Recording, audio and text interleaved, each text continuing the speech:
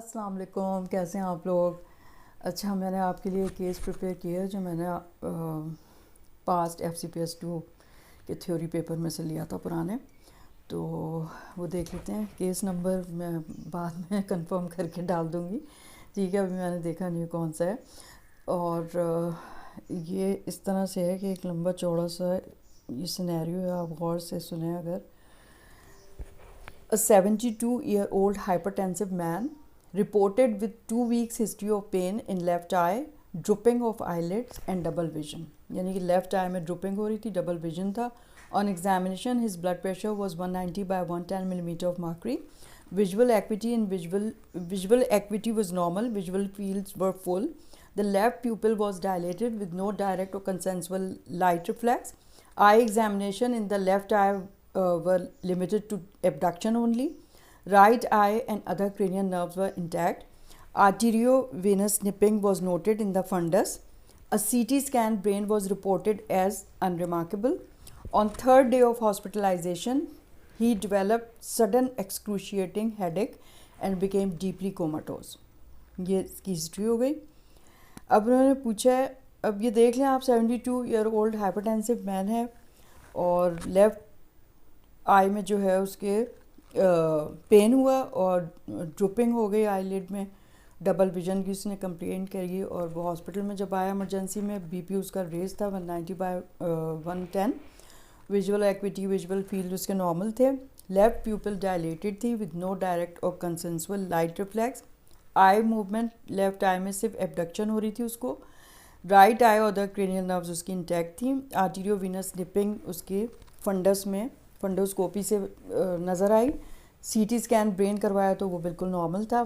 Third day hospitalisation में उसको excruciating headache हुआ और फिर वो डीप कोमा में चला गया. ठीक है. क्वेश्चंस हैं, what is the diagnosis. Number 2, which anatomical structure is damaged. Number 3, name 4 diseases that can cause this clinical picture. Number 4, which 4 investigations will help in the diagnosis. Number 5, what is the likely cause of coma. ये questions हो गए.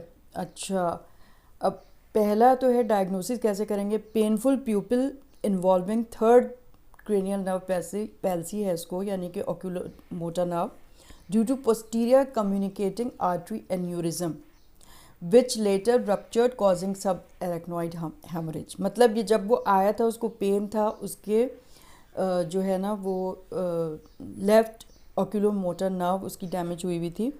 उसकी वजह से उसको pupillary dilatation थी और जो है फंडस में भी उसको आर्टीरियोवेनस निपिंग थी. उस टाइम पे उसका सीटी स्कैन नॉर्मल था, इसलिए कि एन्यूरिज्म अगर हो तो वो नज़र नहीं आता नॉर्मल, मतलब एक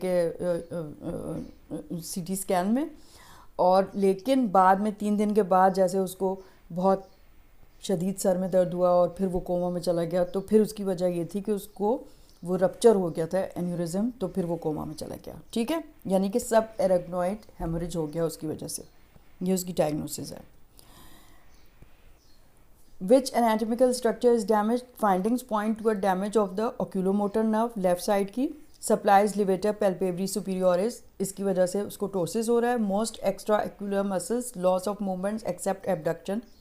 सिर्फ उसके abduction हो रही है, यानी कि उसके जो है वो abducent nerve की वजह से. Parasympathetic fibers उसके जो है ना वो pupillary constriction होती है. Parasympathetic fibers से कंस्ट्रिक्शन होती है तो वो डैमेज हो गए हैं, तो इस वजह से उसको डायलिटेशन है. प्यूपिल involvement dilated non reactive pupils specifically indicates compression of superficial parasympathetic fibres of cranial nerve 3 यानी oculomotor.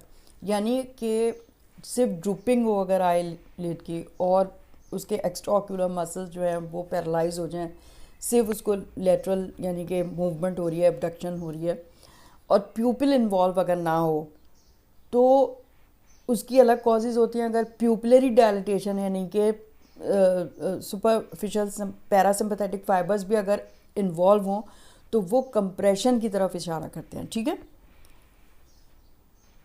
Step by step reasoning क्या होगी. नंबर 1, इनिशियल प्रेजेंटेशन जो थी उसको ptosis plus down and out eye थी, प्लस नॉन रिएक्टिव प्यूपिल थी उसकी, ठीक है।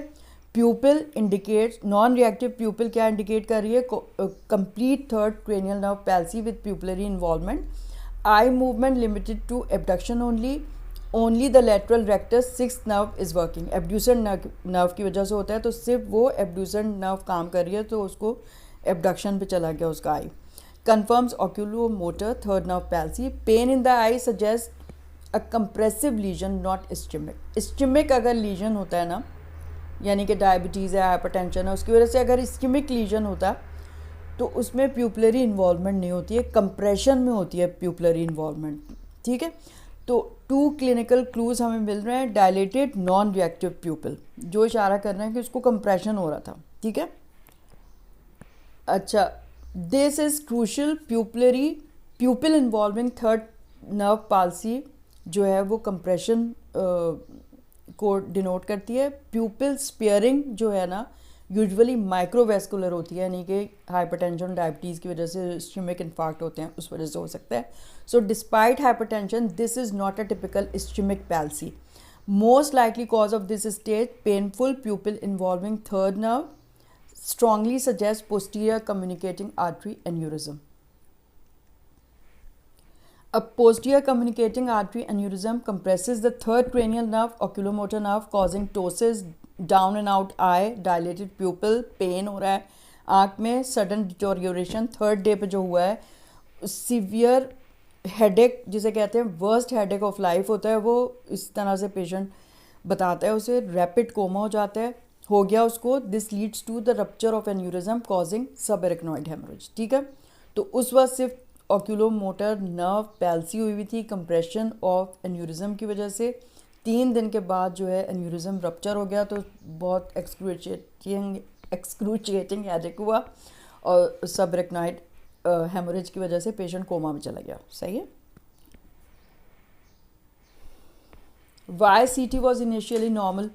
Early unruptured aneurysms are not visible on routine CT scan, require computed tomogram, angiography, CT angiography हो और angiography for detection, ठीक है। फाइनल डायग्नोसिस क्या हुई? Painful pupil involving third nerve palsy due to posterior communicating artery aneurysm which later ruptured causing subarachnoid hemorrhage। ये इसकी हो गई डायग्नोसिस।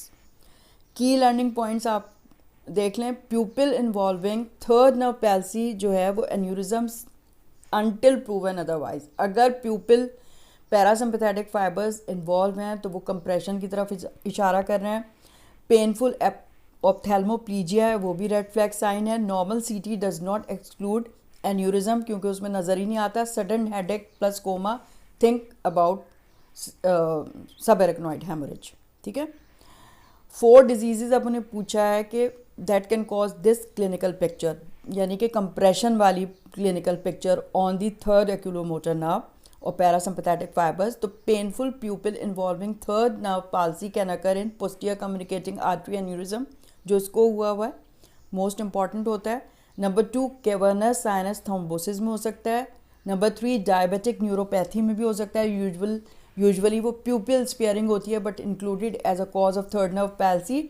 और नंबर 4 ब्रेन ट्यूमर, यानी अगर पैरासेलर ट्यूमर हो, कोई मास हो, तो हो सकता है। 3 इन्वेस्टिगेशन फॉर डायग्नोसिस, तो CT एंजियोग्राफी कराएंगे, CTA जिसे कहते हैं, detects aneurysm. Magnetic resonance angiography कराएंगे, MRA non invasive vascular imaging. और डिजिटल सब्सट्रैक्शन एंजियोग्राफी, DSA जिसे कहते हैं, गोल्ड स्टैंडर्ड होता है फॉर डायग्नोजिंग एन्यूरिज्म, ठीक है। प्लेन CT में भी normal before rupture as in this case, इसलिए उसका पहले जो है वो नॉर्मल आ गया था, ठीक है। अच्छा, 4 फिर है कि लाइकली कॉज ऑफ कोमा क्या है? Sudden deterioration with severe headache, rapid loss of consciousness is due to subarachnoid haemorrhage. Mechanism क्या है? Rupture of aneurysm, bleeding into the subarachnoid space, increase intracranial pressure, decrease cerebral perfusion, it leads to coma, सही है। Summary अब इसकी क्या हो जाएगी? Legion जो है लेफ्ट ऑक्यूलोमोटर नर्व यानी कि थर्ड क्रेनियल नर्व पे लीजन है। Most likely cause posterior communicating artery aneurysm. Best test क्या होगा? CT angiography, magnetic resonance angiography और digital subtraction angiography. Coma cause subarachnoid haemorrhage from aneurysmal rupture. ठीक है, इसका जो है मैंने रेफरेंस लिया है Harrison's principle of internal medicine से, 22nd एडिशन है 2025। एक दफ़ा गलती से मैंने 2026 लिख दिया था शायद, और बोल भी दिया था, तो वो प्लीज़ अभी 2025 का ही है। ठीक है, तो मुझे लिखिएगा आपके कैसा लगा आपको, और कुछ नहीं है। चलो अच्छा ठीक है, तो प्लीज़ आप ज़रूर मुझे बताइएगा कि आपको ये जो मैं पास पेपर से कर रही हूँ वो आपको कैसे लग रहे हैं। कुछ लिखते नहीं हैं अब आप लोग। थोड़ा मैं भी इरेगुलर हो गई थी, रमज़ान में मैंने कर नहीं सकी, बहुत ज़्यादा बिज़ी थी मैं, तो अब इंशाल्लाह मैं हर संडे को आपके लिए क्या करूँगी। ठीक है, thank you so much, please let me know. Okay, खुदा हाफिज़। खुदा